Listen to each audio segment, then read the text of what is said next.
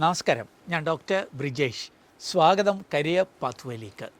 വിദേശ പഠനം, പ്രത്യേകിച്ച് അമേരിക്കയിലൊക്കെ പഠിക്കണമെന്ന് ആഗ്രഹിക്കുന്നവർക്കുള്ള ഒരു നല്ല അവസരമാണ് ഞാൻ ഈ വീഡിയോയിൽ സൂചിപ്പിക്കുന്നത്. പ്രത്യേകിച്ച് അമേരിക്കയിലെ ഒരു യൂണിവേഴ്സിറ്റിയിൽ ഞാൻ നേരിട്ട് പോയി മനസ്സിലാക്കിയ ചില അവസരങ്ങൾ. അപ്പോൾ ഈ ഒരു അവസരം യൂണിവേഴ്സിറ്റിയുടെ തന്നെ ഒരു റെപ്രസെൻറ്റേറ്റീവിൽ നിന്ന് നേരിട്ട് മനസ്സിലാക്കാം. ഓർക്കുക, പ്രസിഡൻറ്റ് ട്രംപിൻ്റെ ചില പ്രവർത്തനങ്ങൾ മൂലം വിദേശ പഠനം, പ്രത്യേകിച്ച് അമേരിക്കയിലുള്ള പഠനങ്ങളിൽ ചില കാർമേഘങ്ങളൊക്കെ ഉണ്ടായിരുന്നു എന്നുണ്ടെങ്കിലും ഒരു പരിധിവരെ ആ കാർമേഘങ്ങളൊക്കെ മാറിയിട്ട് ഇപ്പോൾ അമേരിക്കയിലേക്ക് ഇന്ത്യക്കാർക്ക് പഠിക്കുവാനായിട്ടുള്ള അവസരങ്ങൾ ലഭ്യമാണ്. അപ്പം ആ പ്രതിസന്ധികളൊക്കെ എങ്ങനെ മാറിയെന്നും എന്താണ് ഈ അവസരമെന്നും ഒക്കെ നമുക്ക് മനസ്സിലാക്കാം.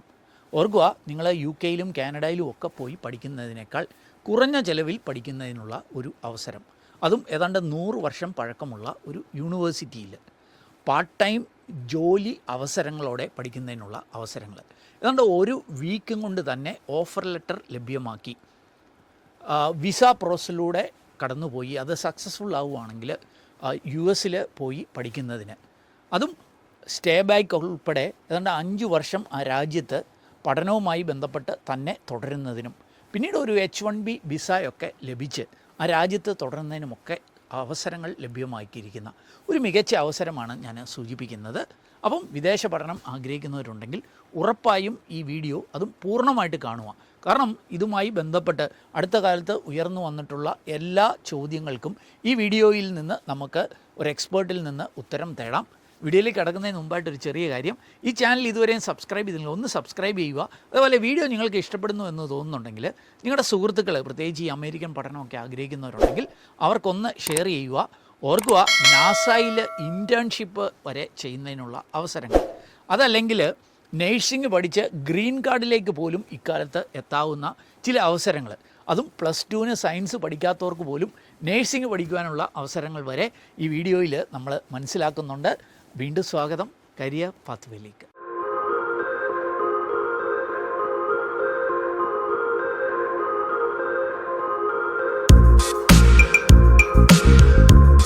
അപ്പോൾ അമേരിക്കയിലെ പെൻസിൽവാനിയയിലുള്ള ഒരു യൂണിവേഴ്സിറ്റിയാണ് ഗാനൻ യൂണിവേഴ്സിറ്റി. കഴിഞ്ഞ വർഷം 2025 ആ യൂണിവേഴ്സിറ്റി ഒന്ന് സന്ദർശിക്കാനായിട്ട് എനിക്ക് ഭാഗ്യമുണ്ടായി. അപ്പോൾ അവിടെ പോയപ്പോൾ അവിടുത്തെ പ്രവർത്തനങ്ങൾ, പ്രത്യേകിച്ച് നമ്മുടെ ഇന്ത്യയിൽ നിന്ന് കേരളത്തിൽ നിന്നുള്ള കുട്ടികളെയൊക്കെ കാണുവാനും ഒക്കെ അവസരമുണ്ടായി. അപ്പോൾ ആ യൂണിവേഴ്സിറ്റിയുമായി ബന്ധപ്പെട്ട ഇന്ത്യക്കാർക്കുള്ള പഠന അവസരങ്ങൾ, അതിൻ്റെ ബെനിഫിറ്റ്സ്, ഈ കാര്യങ്ങളൊക്കെയാണ് നമ്മൾ ഈ വീഡിയോയിൽ ഇന്ന് മനസ്സിലാക്കുന്നത്. കാര്യങ്ങൾ നമ്മളുമായിട്ട് ഷെയർ ചെയ്യുവാനായിട്ട് ഈ ഗാനൻ യൂണിവേഴ്സിറ്റിയുടെ കുവൈറ്റിലെ ഇൻ കൺട്രി റെപ്രസെൻറ്റേറ്റീവ് ആയിരിക്കുന്ന മിസ്റ്റർ ജയൻ C. ആൻഡ്രോസ് നമ്മളോടൊപ്പം ജോയിൻ ചെയ്യുന്നുണ്ട്. Jayan, welcome to career pathway.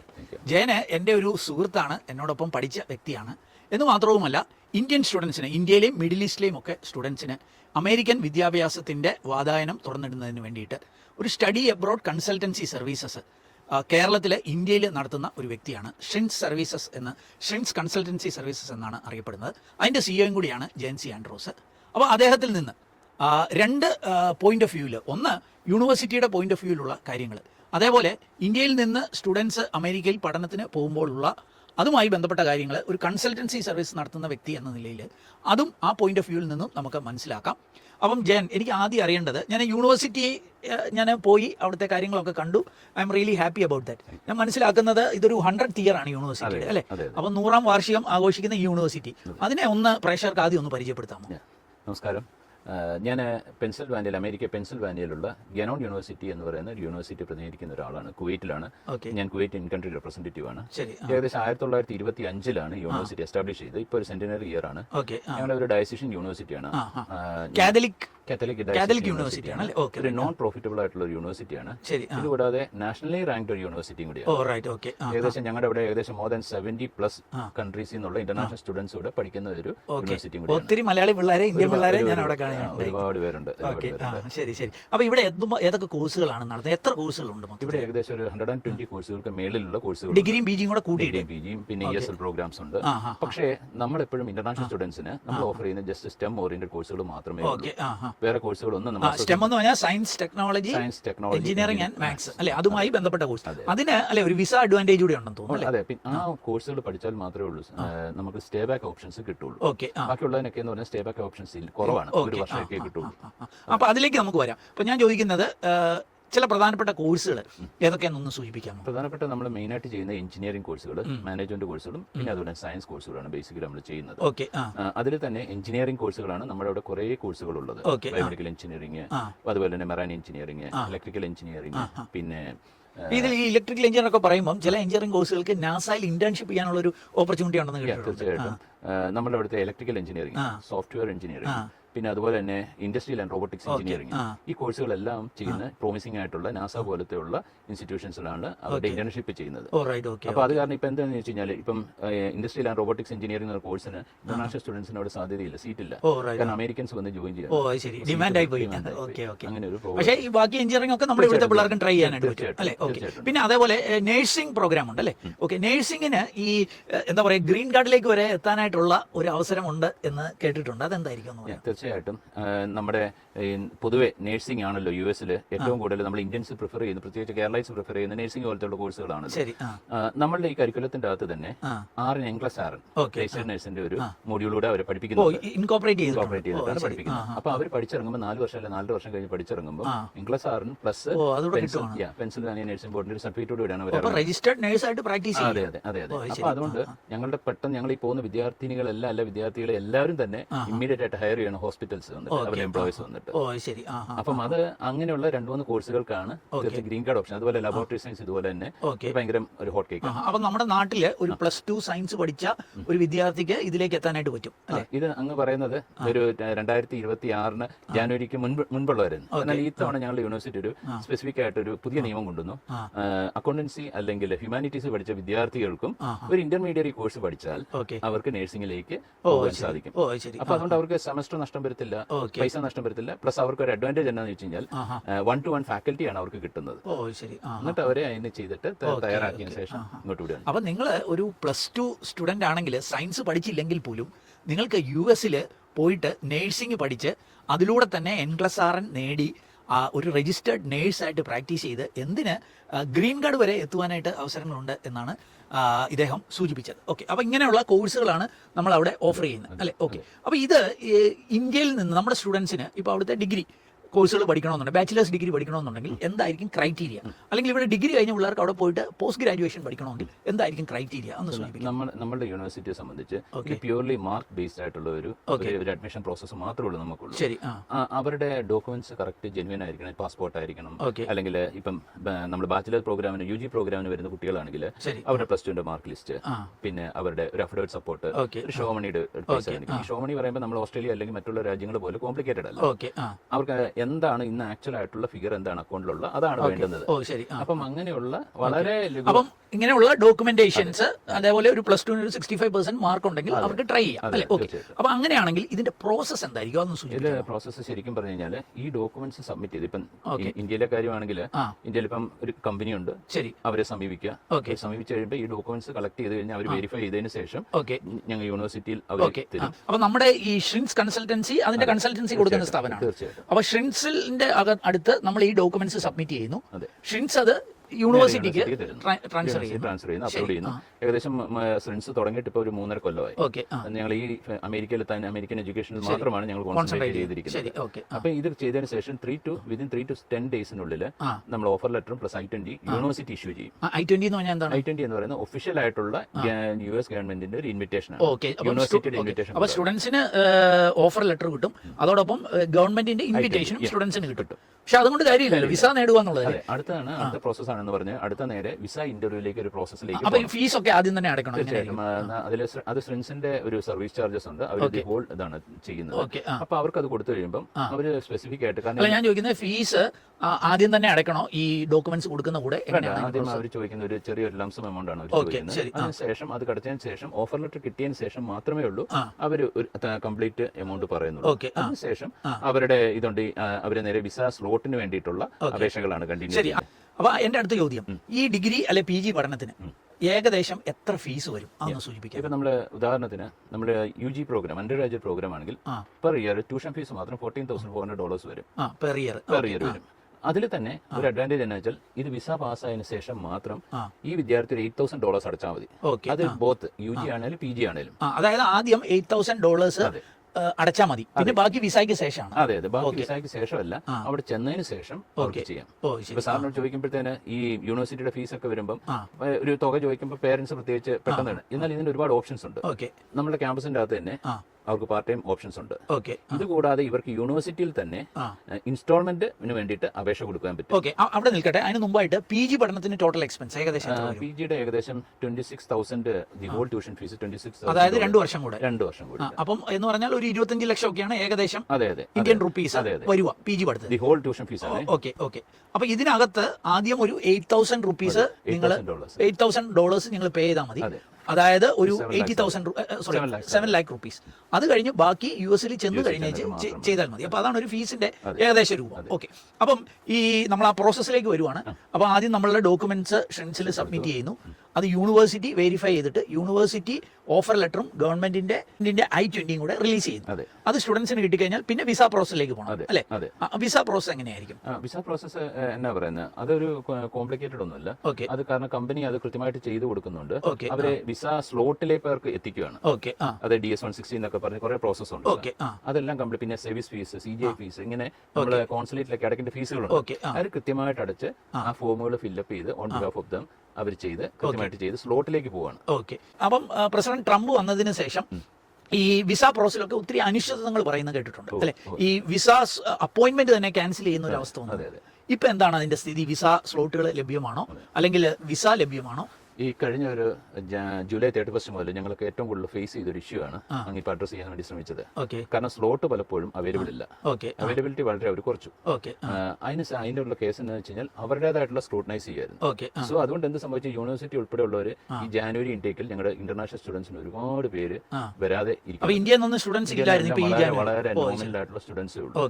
Because എന്താണെന്ന് വെച്ച് കഴിഞ്ഞാൽ ഒരു പോളിസി ഷിഫ്റ്റിംഗ് ആയിരുന്നു അത് അമേരിക്കൻ ഗവൺമെന്റിന്റെ.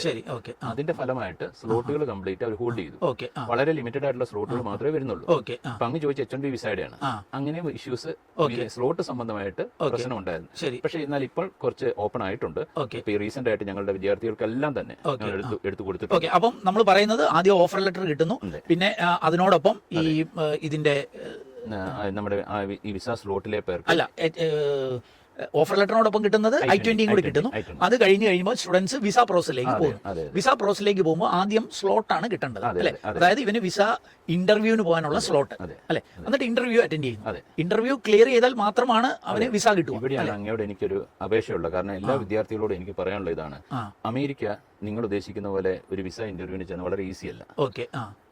നമ്മളിവിടെ ഒരു പരിശ്രമശാലികൾക്കും അതുപോലെ തന്നെ കുറഞ്ഞ വാക്കുകൾ കൊണ്ട് എങ്ങനെ നിങ്ങൾ എക്സ്പ്രസീവ് ആയിട്ട് നിങ്ങളുടെ ഐഡിയാസ് പറയുന്നു, അതുപോലെ ആ ഇരിക്കുന്ന വിസ ഓഫീസറെ കൺവിൻസ് ചെയ്താൽ മാത്രമേ ഉള്ളൂ നിങ്ങൾക്ക് ഇതിന്റെ അകത്ത് പോസിറ്റീവായിട്ട് പോകാൻ. എനിക്ക് അതറിയാം. ഞാൻ US വിസയ്ക്ക് വേണ്ടിയിട്ട് വിസിറ്റ് വിസയ്ക്ക് വേണ്ടി ട്രൈ ചെയ്തപ്പോൾ അവിടെയും ഒരു ഇന്റർവ്യൂ ഉണ്ടായിരുന്നു. സ്ലോട്ട് കിട്ടാൻ ബുദ്ധിമുട്ടുണ്ടായിരുന്നു. സ്ലോട്ട് കിട്ടി. പിന്നെ വിസയ്ക്ക് പോകുന്ന അന്ന് ടെൻഷനാണ്. അവരെന്തൊക്കെയാണ് ചോദ്യങ്ങൾ ചോദിക്കുക. അതായത് സക്സസ്ഫുൾ ആയിട്ട് എനിക്ക് ഉത്തരം പറയാനായിട്ട് പറ്റി. എനിക്ക് ഫാമിലി ആയിട്ട് വിസ ഗ്രാൻഡ് ചെയ്യുകയും ചെയ്തു. അപ്പൊ ഈ ചോദ്യങ്ങളൊക്കെ നമ്മൾ കൃത്യമായ ഉത്തരങ്ങൾ നൽകിയാൽ വിസ നമുക്ക് ഗ്രാൻഡ് ചെയ്യും അല്ലെ?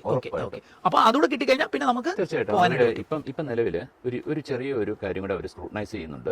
നമ്മുടെ സോഷ്യൽ മീഡിയ അക്കൗണ്ട്സ് അവർ സ്ക്രൂട്ടനൈസ് ചെയ്യുന്നുണ്ട്. അത് അവരുടെ ഒരു പോളിസിയുടെ ഭാഗമായിട്ടാണ്. നിങ്ങൾക്ക് എല്ലാവർക്കും അറിയുന്നത് മാഗ എന്ന് പറയുന്നത് മേക്ക് അമേരിക്കൻ ഗ്രേറ്റ് എന്ന് പറയുന്ന പ്രസിഡന്റ് ട്രംപിന്റെ ഒരു പോളിസി ആയിട്ട് അവിടെ വരുന്നവർ കുറ്റകൃത്യങ്ങളിൽ ഏർപ്പെടാതെയും ആന്റി അമേരിക്കൻസ് ആയിട്ടുള്ളവരെയും അവർ ബാൻ ചെയ്യുന്നതിന്റെ ഭാഗമായിട്ടാണ് സോഷ്യൽ മീഡിയ അക്കൗണ്ട്സ് അവർ ചെയ്യുന്നത്. അതായത് ചുരുക്കം പറഞ്ഞാൽ ഒറ്റ കാര്യമുള്ളൂ, പഠിക്കാൻ വരുന്നത് പഠിച്ചിട്ട് പോവുക, ഇങ്ങനെ ഒന്നും നടക്കില്ല. ഇതാണ് അവർ പറയുന്നത്. ഇപ്പൊ ഈവൻ ഇഫ് പലപ്പോഴും നമ്മുടെ പത്ര റിപ്പോർട്ടുകളൊക്കെ പലതും നമ്മൾ കാണുന്നുണ്ട്. പക്ഷെ സാർ നമുക്കിത് അഡ്വാൻറ്റേജ് ആണ്. കാരണം പലപ്പോഴും പല ഇന്ത്യൻ സ്റ്റുഡൻസ് അല്ലെങ്കിൽ മറ്റുള്ള സ്റ്റുഡൻസ് വന്നിട്ട് ചാടി പോവുക. അപ്പൊ യൂണിവേഴ്സിറ്റിക്ക് നേരത്തെ യാതൊരുവിധ ഇവരുടെ മേൽ കൺട്രോൾ ഇല്ലായിരുന്നു. പക്ഷെ നിലവിൽ അദ്ദേഹം വന്ന് അത് ലീഗലൈസ് ചെയ്യുന്നുണ്ട്. അങ്ങനെയുള്ള ഈ ലീഗൽ അല്ലാത്ത കാര്യങ്ങൾ, ഇല്ലീഗൽ ആയിട്ടുള്ള കാര്യങ്ങൾ ഒരുപാട് കുറഞ്ഞു. അതാണ് അതിന്റെ കാര്യം. അപ്പൊ എനിക്ക് വിസ ഗ്രാൻഡ് ചെയ്യുന്നു. അത് കഴിഞ്ഞ് ഞാൻ അവിടെ ഇന്ത്യക്ക് ഏതൊക്കെയാണ് നടക്കുന്നത്? ഒന്ന് ജനുവരി ഇന്ത്യക്ക് ഉണ്ട്. അതായത് നമുക്ക് ബേസിക്കലി നടക്കുന്ന 3 ഇൻടേക്കാണ്. Fall intake. ഫോൾ ഇൻടേക്ക് എന്ന് പറഞ്ഞു കഴിഞ്ഞാൽ ഏകദേശം ഓഗസ്റ്റില്, പിന്നെ സ്പ്രിംഗ് ഇൻടേക്ക്, പിന്നെ അത് കഴിഞ്ഞ് സമ്മർ ഇൻടേക്ക്, അത് മെയിലാണ്. സമ്മർ ഇൻടേക്ക് വളരെ ലെസ് ആയിട്ടുള്ള കോഴ്സുകളേ ഉള്ളൂ. UG പ്രോഗ്രാം നഴ്സിംഗ് വെച്ചിട്ട് ഈ കൊല്ലം എല്ലാ പ്രോഗ്രാംസും ഉണ്ട്. ഇപ്പൊ ഇത്തവണയുണ്ട്. അപ്പൊ ഞാൻ US എസിലേക്ക് എത്തുന്നു. യു എസിൽ എത്തിക്കഴിഞ്ഞ് ഞാൻ അവിടെ പഠിക്കുന്നു. പഠനം കഴിഞ്ഞ് എൻ്റെ സ്റ്റേ ബാക്ക് അല്ലെങ്കിൽ ആ രാജ്യത്ത് തുടരാനുള്ള അവസരങ്ങൾ, ഇപ്പൊ സ്റ്റെമ്മിനാണെങ്കിൽ നമ്മൾ ആദ്യം സൂചിപ്പിച്ചത് സ്റ്റേ ബാക്ക് കൂടുതലാണ്. ആ കാര്യങ്ങളൊന്ന് എക്സ്പ്ലെയിൻ ചെയ്യാം. ഇത് നേഴ്സിംഗിന് മാത്രമേ ഉള്ളൂ നമ്മളിവിടെ സ്റ്റെം കോഴ്സുകൾ പഠിച്ചിട്ട് പോലും 1 വർഷമേ ഉള്ളൂ. ശരി. അതിന്റെ ഗ്യാരണ്ടി എന്താണെന്ന് വെച്ചാൽ ഈ പഠിക്കുന്ന വിദ്യാർത്ഥികൾക്ക് എന്റെ ബോസ് ആയിട്ടുള്ള ഡയറക്ടർ എക്സസ് പറയുന്ന എന്താ വെച്ചാൽ അവർ തമാശ പറയുന്ന നേഴ്സിംഗ് പഠിച്ചിട്ട് ജോലി കിട്ടിയില്ലെങ്കിൽ പൈസ തിരിച്ചു തരുമെന്ന് പറയും. അത്രയും കോൺഫിഡന്റ് ആണ്. അപ്പം അതിന് പോലും 1 വർഷമാണ് മിനിമം ഉള്ളൂ. സോ ഞങ്ങളുടെ ഒരു ഇതെന്ന് വെച്ചാൽ ജോബ് സക്സസ് റേഷ്യോ 96% കഴിഞ്ഞ കൊല്ലം പോലും. അതായത് കോഴ്സ് പഠിച്ചിറങ്ങിയ 100 പിള്ളേർ പഠിച്ചു കഴിഞ്ഞാൽ നമ്മൾ പഠിപ്പിക്കുന്ന കോഴ്സ് അതാണ് നാഷണൽ റാങ്ക് യൂണിവേഴ്സിറ്റി പഠിച്ചത്. പ്ലസ് ഇത് കൂടാതെ സ്റ്റെം ആണ് അവർ പഠിക്കുന്നത്. ഈവൻ ഈ H1B വിസയുടെ പുതിയൊരു നിയമം വന്നു. നമ്മളിപ്പോൾ കേട്ടതാണ് $1,00,000 വേണമെന്നുള്ളത്. അത് ഇന്ത്യയിൽ നിന്ന് കയറിപ്പോകുന്ന അല്ലെങ്കിൽ വിദേശത്തുനിന്ന് കയറിപ്പോകുന്ന ആളുകളെ കമ്പനി ഹയർ ചെയ്യുന്നതിനാണ് $1,00,000. എന്നാൽ F1 വിസയിൽ പോയിട്ട് H1B വിസയിലോട്ട് ട്രാൻസ്ഫർ ചെയ്യുന്നതിന് യാതൊരു ഇഷ്യൂസും ഇല്ല. ഇത് പലപ്പോഴും കമ്പൈൻ ചെയ്ത് പോകുന്നതുകൊണ്ടാണ് അറിയാൻ പറ്റുന്നത്. അപ്പൊ അതിൽ ക്ലാരിറ്റിയിലേക്ക് ഞാൻ വരുമ്പോൾ നമ്മൾ ഇവർക്ക് ഒരു സ്റ്റേ ബാക്ക് എത്ര കിട്ടും? ഇവർ ഈ സ്റ്റെം പ്രോഗ്രാംസ് ഓരോ കോഴ്സും ഡിപ്പെൻസ് അപ്പോൺ ആണ്. നമ്മളൊരു UG പ്രോഗ്രാം ചെയ്യുന്ന വെച്ചു ഒരു 3 വർഷത്തെ അവർക്ക് കിട്ടും. അത് ആദ്യം അവർ 1 വർഷത്തെ കിട്ടും, പ്ലസ് 2 വർഷത്തെ വീണ്ടും എക്സ്റ്റെൻഡ് ചെയ്ത് അങ്ങനെയാണ് അത്. PG ആകുമ്പോൾ 2 ഇയർ PG ഒക്കെ അതാണെങ്കിലും 3 ഇയർ പ്രോഗ്രാമാണ്. ഇത് ബേസിക്കലി ഒരു കാര്യമുണ്ട്. 2 ഇയർ PG കഴിഞ്ഞാൽ 2 വർഷം, മൊത്തം 5 വർഷം. അത് 3 വർഷം. അപ്പം 3 വർഷം. അപ്പം ശരിക്കും 5 വർഷത്തേനാണ് എനിക്ക് വിസ കിട്ടുക അല്ലെ? അപ്പൊ 2 ഇയറിന്റെ PG കഴിഞ്ഞാൽ എനിക്ക് സ്റ്റേ ബാക്ക് എന്ന നിലയിൽ അവിടെ തുടരാം. അത് കഴിഞ്ഞ് ഞാനൊരു ജോലിയൊക്കെ കണ്ടുപിടിച്ചാൽ H1B വിസയിലേക്ക് പോകാനുള്ള സാധ്യതകളുണ്ട്. സാർ ഇതിന്റെ അകത്തൊരു തിരുത്തുണ്ട്. അങ്ങനെ പറഞ്ഞ 5 വർഷം എന്ന് പറഞ്ഞു. ഈ 5 വർഷം വിസ അടിച്ചുകൊണ്ട് അത് പാസ്പോർട്ടിൽ മാത്രമേ ലീഗലൈസ് ആയിട്ടുള്ളൂ. ബാക്ക്ലോഗ്സോ അരിയോസോ വന്നു കഴിഞ്ഞാൽ ഇത് കിട്ടില്ല. കാരണം നമ്മൾ അത് പ്രധാനപ്പെട്ടാണ്. കാരണം പഠിക്കുക എന്നുള്ളതാണ്, അതല്ലാതെ അവിടെ വേറെ കാര്യങ്ങൾ നടക്കത്തില്ല. അപ്പം ഇപ്പം പഠിക്കാത്തൊരു 5 വർഷത്തെ വിസ കിട്ടി, എന്നാ ഇനി നാളെ ഞാൻ പഠിക്കുന്നില്ല എന്ന് പറഞ്ഞാൽ നടക്കത്തില്ല. പാസ്പോർട്ടിൽ അടിച്ചു വെച്ചിട്ടുണ്ടാവും, പക്ഷെ അവരുടെ സിസ്റ്റത്തിൽ അത് കാണത്തില്ല. ഇതിനിടയിൽ ചോദിക്കേണ്ട ഒരു കാര്യമാണ്, ഈ പാർട്ട് ടൈം ജോലികൾ എങ്ങനെയായിരിക്കും, അതിനുള്ള അവസരങ്ങൾ ഉണ്ടോ? അതെ, ഇതങ്ങ് എന്നോട് പറയുമ്പോഴത്താണ് ഇതിന് മുന്നേ ഒരു കാര്യമായിട്ട് നമുക്ക് കണക്ട് ചെയ്യാൻ പറ്റുന്നത്. ഫീസിന്റെ കാര്യം പറഞ്ഞപ്പം മിക്കവാറും വിദ്യാർത്ഥികൾ നമ്മുടെ യൂണിവേഴ്സിറ്റിയിൽ തന്നെ 20 മണിക്കൂർ ആഴ്ചയിൽ അവർക്ക് ലീഗലായിട്ട് വർക്ക് ചെയ്യാൻ പറ്റും. കാരണം ഈ കുട്ടികൾക്കെല്ലാം അവരുടെ പഠന സമയം എന്ന് പറയുന്നത് ഫ്ലെക്സിബിൾ ആണ്. UG പ്രോഗ്രാം ആണെങ്കിൽ ഏകദേശം 13 hours ആണ് അവർക്ക് വരുന്നത് വീക്കിലി. അതുപോലെ തന്നെ PG പ്രോഗ്രാമിന് ഏകദേശം 9 hours to something ആണ് വരുന്നത്. അപ്പൊ തീർച്ചയായിട്ടും അവർക്ക് ബാക്കി സമയം അവർക്ക് ഇതനുസരിച്ച് അവരുടെ ജോലി കിട്ടുന്ന സമയത്ത് അവർക്ക് ചെയ്യാൻ പറ്റും. ഇത് കൂടാതെ നമ്മൾ ഇയർലി നോക്കുകയാണെങ്കിൽ 120 days അവർക്ക് വർക്ക് ചെയ്യാൻ പറ്റും. അപ്പൊ ഇങ്ങനെയാണ് വിദ്യാർത്ഥി അവധിയൊക്കെ സമയത്ത് അല്ലെ, വെക്കേഷൻ സമയത്ത് ഫുൾ ടൈം വർക്ക് ചെയ്യാനുള്ള അവസരങ്ങളുണ്ടെന്ന് തോന്നുന്നു. ഞാൻ അവിടെ ചെന്ന സമയത്ത് വെക്കേഷൻ ആയിരുന്നു. അപ്പോൾ പിള്ളേർ കൂടുതലും ഫുൾ ടൈം വർക്കിലാണെന്ന് സൂചിപ്പിക്കുന്നത്. അപ്പോൾ പാർട്ട് ടൈം ജോലി ചെയ്ത് വരുമാനം ഉണ്ടാക്കാനായിട്ട് അല്ലേ, ഇവിടെ സ്പെൻഡ് ചെയ്ത് ഒരു പരിധി വരെ തിരിച്ചെടുക്കാനുള്ള അവസരങ്ങളുണ്ട്. അപ്പം US അത്ര ബുദ്ധിമുട്ടില്ല എന്നാണ് പറയുന്നത്. സാർ, ഞങ്ങളുടെ ബൈബിളിൽ ഒരു വാക്കുണ്ട്, സ്വർഗത്തിലേക്കുള്ള വാതില് ഇടുങ്ങിയതും കല്ലുമുള്ള നിറഞ്ഞാണ്. ഇവിടെ പരിശ്രമശാലികളും അതുപോലെ തന്നെ കഠിനാധ്വാനികളുമായിട്ടുള്ളവർക്ക് ഇപ്പോഴും സ്റ്റിൽ അവസരങ്ങളുണ്ട് തീർച്ചയായിട്ടും. അപ്പൊ അങ്ങനെയാണെങ്കിൽ ഈ കേൾക്കുന്ന ഒരാൾക്ക് ഒരു പക്ഷേ ഒരു +2 സ്റ്റുഡന്റ് ആണ്, ഡിഗ്രി US പഠിക്കണമെന്ന് ആഗ്രഹിക്കുന്നത്, അല്ലെങ്കിൽ ഒരു ഡിഗ്രി കഴിഞ്ഞ ഒരാൾക്ക് PG പഠിക്കണമെന്നുണ്ടെങ്കിൽ വാട്ട് നെക്സ്റ്റ്, എന്തായിരിക്കും അവർ ചെയ്യേണ്ടതായിട്ട് വരും? അവർ തീർച്ചയായിട്ടും സ്റ്റുഡൻസിനെ സമീപിക്കുക. ഇന്ത്യൻ സ്റ്റുഡൻസ് ആണെങ്കിൽ, അതേസമയം മിഡിൽ ഈസ്റ്റിലുള്ളവരാണെങ്കിൽ പോലും എന്റെ വാട്സ്ആപ്പ് നമ്പർ ഉണ്ട്. എനിക്ക് തോന്നുന്നു മിഡിൽ ഈസ്റ്റുകാർക്ക് വിസ കുറേ കൂടെ എളുപ്പമാണെന്ന് തോന്നുന്നു. അതെ, അവിടുത്തെ ഏറ്റവും കൂടുതൽ നമ്മൾ കമ്പാരിറ്റീവ്ലി ഇന്ത്യയെ വെച്ച് കമ്പയർ ചെയ്യുമ്പോൾ ഏറ്റവും കൂടുതൽ സക്സസ് റേറ്റ് ഉള്ളത് മിഡിൽ ഈസ്റ്റ് ഉള്ളവർക്കാണ്. ഏകദേശം ഒരു 98% ആണ് നമ്മുടെ സക്സസ് റേറ്റ്. അതിൽ മാത്രം, കാരണം അവിടെ നമ്മൾ ബേസിക്കലി ചെയ്യുന്നത് UG പ്രോഗ്രാംസ് മാത്രമാണ്. അപ്പൊ കുട്ടികൾ പഠിക്കുന്ന കരിക്കുലവും CBSE വരുന്നു. പിന്നെ അവിടെ ഇൻബോൺ ആയിട്ടുള്ള വിദ്യാർത്ഥികളും ഒരിക്കലും കേരളത്തിലെ അവരെ താഴ്ത്തിക്കെട്ടി പറയുന്നതല്ല, പക്ഷേ കമ്പാരിറ്റീവ്ലി കുറച്ചുകൂടെ അവര് ഇംഗ്ലീഷും പിന്നെ പ്രസന്റബിൾ അത് പെട്ടെന്ന് പറയുന്നത്. നിങ്ങളുടെ കുവൈറ്റിൽ നിന്ന് കുറെ പിള്ളേർ ഉണ്ടോ ഇവിടെ? സാർ, നമുക്ക് മറ്റുള്ള ഏജൻസികൾ പറയുന്ന പോലെ 100 പേരെ വിട്ടു 500 പേരെ വിട്ടെന്നും പറയുന്നില്ല. നമ്മൾ ഏകദേശം ഒരു 40-50 പേര് അങ്ങിപ്പം ക്യാമ്പസിൽ ചെന്നപ്പോൾ അങ്ങ് കണ്ടല്ലോ മലയാളീസിനെ. അതിൽ 90% സ്റ്റുഡൻസിന്റെ ആൾക്കാർ. ഞങ്ങളായിരുന്നു 2025 ഓഗസ്റ്റില് ഏറ്റവും കൂടുതൽ പിള്ളേരെ വിട്ട കമ്പനി ഞങ്ങളുടെ. എന്നാൽ ഇപ്പൊ അങ്ങ് ചോദിച്ചു കഴിഞ്ഞാൽ ജാനുവരി ഞങ്ങൾക്ക് കുട്ടികളില്ല. അപ്പം ശരിക്കും ഒന്ന് കഷ്ടപ്പെടാൻ തയ്യാറാകുന്നവരാണെങ്കിൽ അവർക്ക് US എന്ന അവസരം ഇപ്പോഴും ഓപ്പൺ ആണ്. പ്രസിഡന്റ് ട്രംപിന്റെ കാലത്തും എന്നാണ് പറയാനായിട്ട്. തീർച്ചയായിട്ടും സാർ, പ്രസിഡന്റ് ട്രംപ് അദ്ദേഹത്തിന്റെ രാജ്യം വലുതാക്കാൻ വേണ്ടിയിട്ടാണ് അദ്ദേഹം. നമ്മളിപ്പം പുറത്തുനിന്ന് കാണുമ്പോഴാണ് അദ്ദേഹം ചെയ്യുന്നതെല്ലാം. അപ്പം അവരുടെ പോയിന്റ് ഓഫ് വ്യൂവിൽ അവരുടെ പോയിന്റ് ഓഫ് വ്യൂ അവർ ചെയ്യുന്നു. പക്ഷെ ഞാൻ പറയുന്ന ഇപ്പോഴും ഇതാണ്, കഠിനാധ്വാനി മിടുക്കന്മാർക്കും ഇപ്പോഴും ഹെവനാണ്. അപ്പം ജയൻ, പറയാനായിട്ട് ശ്രമിക്കുന്നത്, നിങ്ങൾക്ക് അമേരിക്കയിൽ പഠിക്കണം എന്ന് അതിയായ ആഗ്രഹമുണ്ടെങ്കിൽ ഡെഫിനറ്റ്ലി ഈ ട്രംപിൻ്റെ കാലത്തും നിങ്ങൾക്ക് അവസരങ്ങളുണ്ട് എന്നുള്ളതാണ്. പരിശ്രമശാലി ആയിരിക്കണം, അല്ലേ? അതിനുവേണ്ടി ഒന്ന് ശ്രമിക്കാൻ തയ്യാറാണെങ്കിൽ ഈ അവസരം ഉപയോഗപ്പെടുത്താം. അപ്പോൾ ഓർക്കുക, വലിയ ഫീസ് ഒന്നും ബേർഡൻ ഇല്ലാതെ വിദേശത്ത് പഠിക്കുവാനുള്ള ഒരു നല്ല അവസരമാണ് ഇദ്ദേഹം സൂചിപ്പിച്ചത്. ഒരു 65% ഒക്കെ +2 അല്ലെങ്കിൽ ഡിഗ്രിക്ക് ഒരു 60% ഒക്കെ മാർക്കുണ്ടെങ്കിൽ IELTS ഒക്കെ ഒന്ന് അത്യാവശ്യം സ്കോറൊക്കെ നേടാൻ കഴിയും എന്ന് നിങ്ങൾക്ക് ആഗ്രഹമുണ്ടെങ്കിൽ, കഴിയും എന്ന വിശ്വാസമുണ്ടെങ്കിൽ, അത്യാവശ്യം ഒരു ഷോ മണി എന്ന നിലയിൽ നമ്മുടെ അക്കൗണ്ടിൽ ഒരു പണമൊക്കെ കാണിക്കേണ്ടതായിട്ട് വരും. അതിനൊക്കെ കഴിയുമെന്നുണ്ടെങ്കിൽ ഒരു നല്ല അവസരം, വിദേശ പഠനത്തിനുള്ളൊരു നല്ല അവസരമാണ് അദ്ദേഹം സൂചിപ്പിച്ചത്. ഞാൻ യൂണിവേഴ്സിറ്റിയിൽ പോയി മൈസെൽഫ് കൺവിൻസ്ഡ് ആയിട്ടുള്ള ഒരു നല്ല അവസരം. നിങ്ങൾക്കിത് ഉപയോഗപ്പെടുത്താൻ താല്പര്യമുണ്ടെങ്കിൽ ഇദ്ദേഹത്തിൻ്റെ ഷ്രിൻസ് കൺസൾട്ടൻസി സർവീസുമായിട്ട് കോൺടാക്റ്റ് ചെയ്യാം. അതിൻ്റെ ഇന്ത്യൻ നമ്പേഴ്സൊക്കെ ഞാൻ വീഡിയോ ഡിസ്ക്രിപ്ഷനിൽ നൽകിയേക്കാം. വീഡിയോ ഡിസ്ക്രിപ്ഷനിൽ ഒരു ലിങ്ക് നൽകിയേക്കാം. ആ ലിങ്കിൽ നിങ്ങൾ രജിസ്റ്റർ ചെയ്താൽ ഈ ഷ്രിൻസിൽ നിന്ന് കൂടുതൽ വിവരങ്ങൾ നിങ്ങൾക്ക് അങ്ങോട്ട് ലഭ്യമാകും. അതല്ല, നിങ്ങൾ മിഡിൽ ഈസ്റ്റിലുള്ളവരൊക്കെയാണെന്നുണ്ടെങ്കിൽ നേരിട്ട് ഇദ്ദേഹവുമായിട്ട് കോൺടാക്റ്റ് ചെയ്യാം. കുവൈറ്റിലുള്ളവർക്ക് പ്രത്യേകിച്ച് ഇദ്ദേഹത്തെ മീറ്റ് ചെയ്യുന്നതിനൊക്കെയുള്ള അവസരങ്ങളുണ്ട്. അപ്പോൾ ഈ അവസരങ്ങളൊക്കെ ഉപയോഗിച്ചുകൊണ്ട് ഈ വിദേശ പഠന അവസരം ഉപയോഗപ്പെടുത്താനായിട്ട് ശ്രമിക്കുക. ഏതായാലും ഒരല്പം ലെങ്തിയാണ് ഈ വീഡിയോ എങ്കിലും ഇത് പൂർണ്ണമായിട്ട് കണ്ടതിൽ ഉള്ള നന്ദി അറിയിക്കട്ടെ. വീഡിയോ ഇഷ്ടപ്പെട്ടാൽ ഒന്ന് ലൈക്ക് ചെയ്യുക. നിങ്ങളുടെ കൂട്ടുകാർ ഇങ്ങനെയുള്ള പഠനം ആഗ്രഹിക്കുന്നവരുണ്ടെങ്കിൽ, ബന്ധുമിത്രാദികളുണ്ടെങ്കിൽ അവർക്ക് ഷെയർ ചെയ്ത് നൽകാൻ മറക്കല്ല്. ചാനൽ ഇതുവരെയും സബ്സ്ക്രൈബ് ചെയ്യുന്നില്ല, ഒന്ന് സബ്സ്ക്രൈബ് ചെയ്യുക. ഏറ്റവും ശുഭകരമായ ഒരു ഭാവി കരിയർ നേർന്നുകൊണ്ട് നിർത്തട്ടെ. നന്ദി, നമസ്കാരം.